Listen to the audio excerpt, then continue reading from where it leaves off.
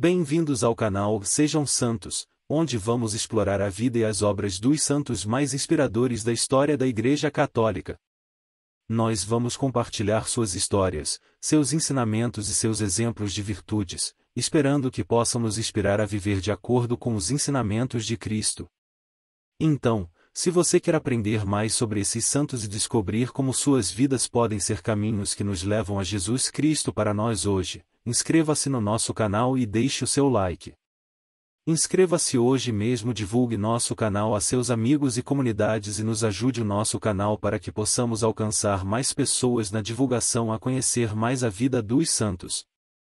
Onde a santidade é uma jornada diária. Faça parte dessa comunidade de busca pela santidade.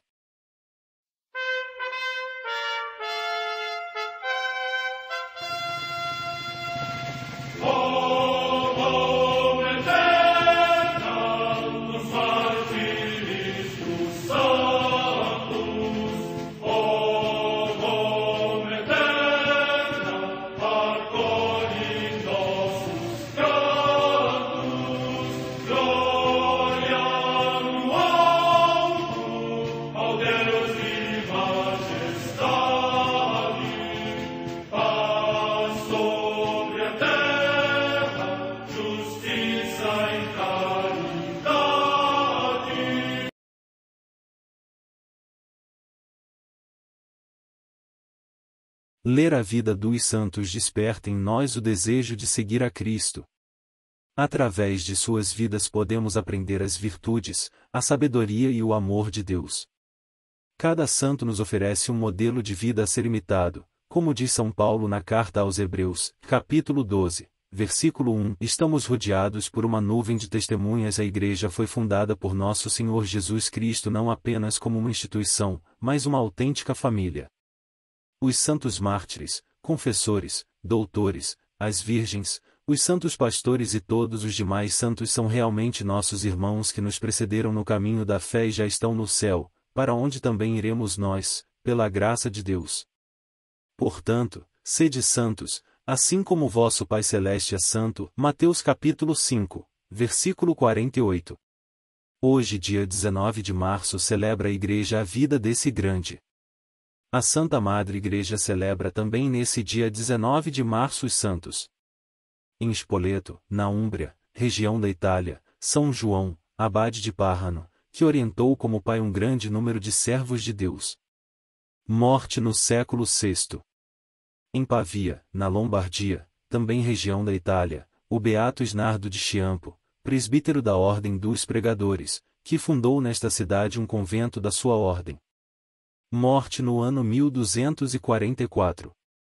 Em Siena, na Etrúria, hoje na Toscana, também região da Itália, o beato André Gallerani, que visitou e confortou solicitamente os enfermos e os atribulados e congregou vários companheiros na Associação dos Irmãos da Misericórdia, para que, como leigos sem votos, se dedicassem ao serviço dos pobres e dos enfermos.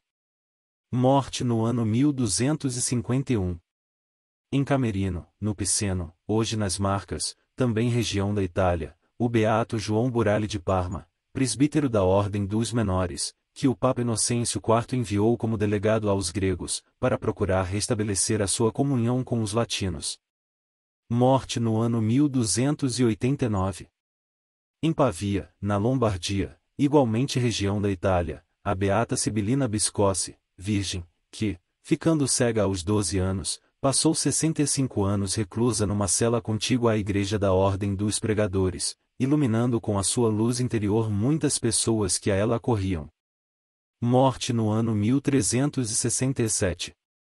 Em Vicenza, no Vêneto, também região da Itália, o beato Marcos de Marcho de Montegallo, presbítero da Ordem dos Menores, que, para socorrer a indigência dos pobres, criou a obra denominada Monte de Piedade.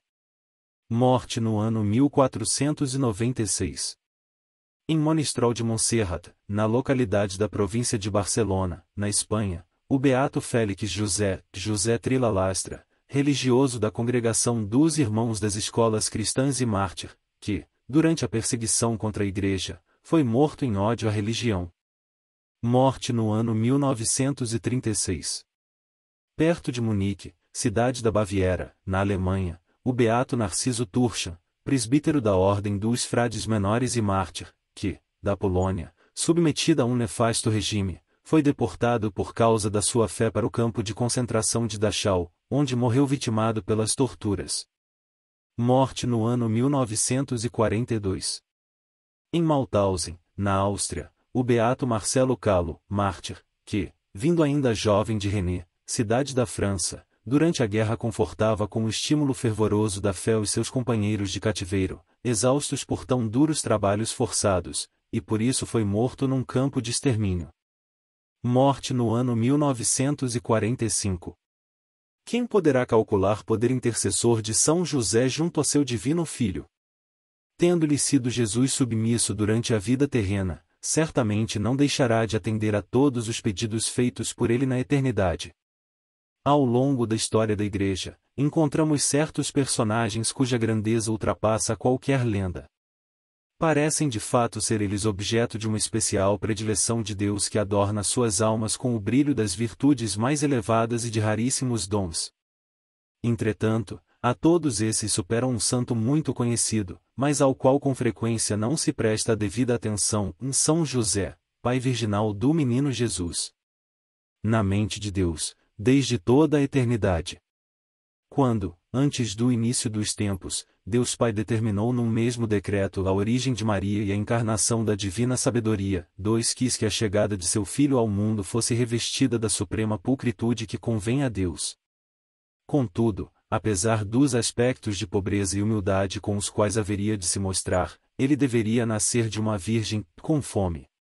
Isaías capítulo 7 versículo 14, sem mancha de pecado, que reuniria em si as alegrias da maternidade e a flor da virgindade. Todavia, era indispensável a presença de alguém capaz de assumir a figura de pai perante o Verbo de Deus encarnado, em quem a Santíssima Trindade, de certo, também pensou no mesmo decreto. Ademais, a ele bem podemos aplicar as palavras da Escritura acerca do rei Davi, de quem seria descendente, o Senhor escolheu para si um homem segundo o seu coração, e Samuel capítulo 13 versículo 14. Este é São José. À altura de ser o esposo de Maria. A fim de termos uma ideia de quem é ele, precisamos considerar que, ao ser escolhido para pai adotivo do menino Jesus, cabia-lhe ser esposo de Nossa Senhora e, para o matrimônio ser harmônico e proporcionado, era necessário que estivesse à altura dela. No entanto, quem é a Nossa Senhora? A mais perfeita de todas as criaturas, a obra-prima do Altíssimo, concebida sem sombra do pecado original. Se somarmos as virtudes de todos os anjos e de toda a humanidade até o fim do mundo, não teremos sequer uma pálida ideia de sua singular perfeição. Assim, deveria possuir uma grandeza de alma ímpar e uma virtude excelsa o varão escolhido para ser o guardião de aquela que seria a filha do Pai Eterno, a mãe do Verbo encarnado e a esposa do Divino Espírito Santo.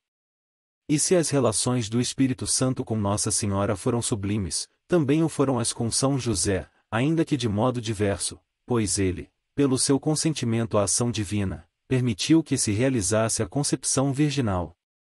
O próprio Deus, portanto, deu-lhe o direito de mandar no menino Jesus. Assim devia observar para que a boa ordem das coisas reinasse na Sagrada Família. É difícil calcular o que isso supõe. O certo é que se trata do maior ato de confiança de Deus num homem, 3 afirma Monsenhor João. Hoje como ontem, em Ide a José.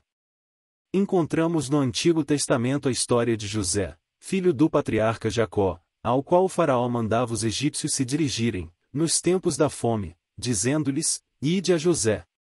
De maneira semelhante, diz um piedoso autor do século passado, a divina providência constituiu o santo patriarca como senhor de sua casa e príncipe de todos os seus bens, pondo em suas mãos as chaves dos tesouros celestiais, como o faraó pôs as chaves dos celeiros do Egito nas mãos do antigo José, vice-rei daquele país. 4. Dessa forma, conclui ele, com as mesmas palavras com as quais o mencionado faraó exortava seus vassalos a recorrerem a José em sua extrema penúria, recomenda-nos Deus, nosso Senhor, que nos dirijamos a nosso bendito santo, dizendo-nos a todos, Ide a José, que tem poder para remediar vossos males. 5. Operar-se-ão as maravilhas da graça. Quem poderá, pois, calcular o poder de São José, como intercessor junto a Maria Santíssima e a seu divino Filho? Ele pode tudo diante do divino Redentor, pois tendo-lhe sido submisso durante sua vida terrena, conforme Lucas capítulo 2, 51, certamente não deixará de atender nenhum de seus pedidos por toda a eternidade.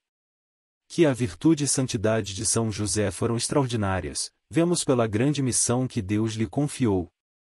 Segundo a doutrina de São Tomás de Aquino, Deus confere as graças e privilégios à medida da dignidade e da elevação do estado, a que destina o indivíduo.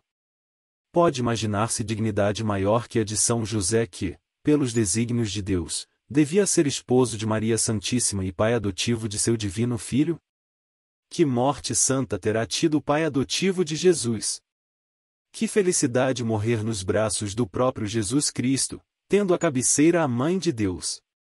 Mortal algum teve igual ventura.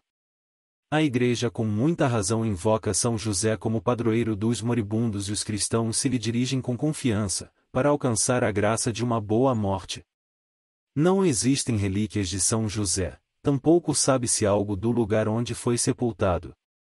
Grande deve ser a nossa confiança na intercessão de São José. Santa Teresa, a grande propagandista da devoção a São José, chegou a dizer: "Não me lembro de ter me dirigido a São José, sem que tivesse obtido tudo o que pedirá." A devoção a São José na Igreja Católica é antiquíssima.